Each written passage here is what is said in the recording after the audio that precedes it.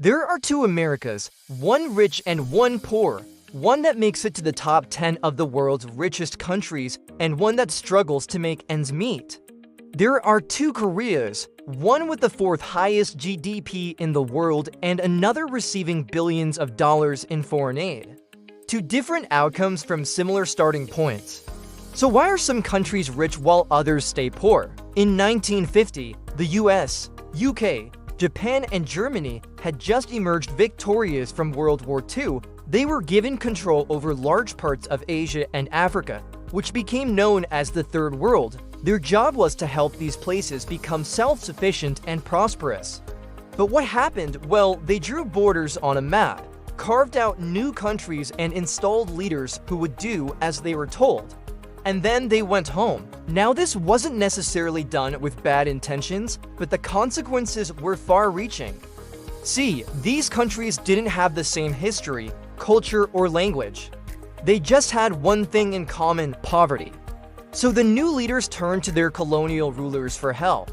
And that's when things started to get interesting. Some countries like Botswana, Singapore, and South Korea took the blueprints from their colonial rulers and built strong institutions, low corruption, and good infrastructure.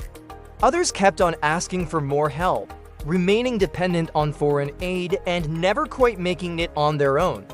Now, those who built strong institutions saw their economies grow, those that didn't remain poor. Next, we need to talk about natural resources because they can be both a blessing and a curse. Take a look at the Congo.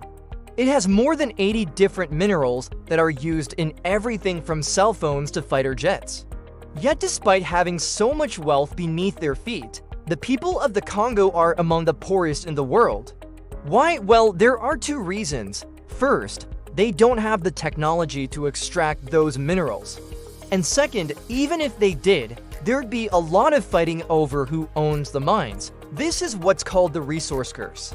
Having lots of valuable resources doesn't always translate into wealth. In fact, it often does the opposite. So let's take a look at two countries that seem to have it all: oil in Venezuela, gold in South Africa, diamonds in Sierra Leone, and ivory in Kenya.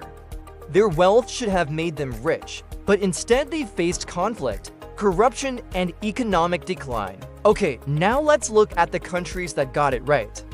They have fewer natural resources, yet their people enjoy a higher standard of living. How? Well, by focusing on what they do have. Countries like Estonia, Finland, and Norway have invested heavily in education, healthcare, and innovation. This created a skilled and healthy workforce that's able to compete on a global scale. As a result, these countries have some of the highest levels of productivity and economic output per person in the entire world. In short, rich countries focus on what they can control, like their people and their ideas. Poor countries focus on what they don't have, like the resources that other countries do. But here's the biggest difference between rich and poor countries. The rich ones created systems that allowed anyone to become wealthy. Anyone with a good idea could start a business, hire workers, and make a profit. Poor countries, on the other hand, created systems that kept most people poor. They might have been able to get a few resources right, but that wealth never trickled down to the average citizen. Let me show you an example. In 2006, the government of Rwanda decided that everyone in the country would have access to healthcare. They knew that investing in their people's health would pay off in the long run. By 2016, Rwanda's economy had grown by 8% and its citizens were healthier and better educated than ever before. This created a ripple effect throughout the economy. As people became healthier and more productive, they were able to contribute more to the economy. This led to increased economic growth and development.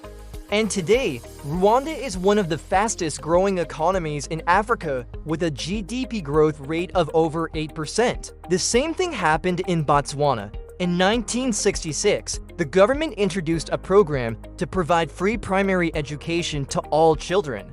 This investment in human capital helped to create a skilled and educated workforce, which in turn contributed to Botswana's economic growth and development. Today, Botswana has one of the highest literacy rates in Africa, and its economy is one of the most diversified and stable on the continent. By investing in their people, these countries were able to break the cycle of poverty and create a brighter future for their citizens. So here's what we learned. Strong institutions, skilled workforces, and good infrastructure are the keys to a thriving economy. Natural resources can be a blessing or a curse, and the best investments a country can make are in its people. If you want to learn more about how the world works, stay tuned for more updates. Thank you for watching.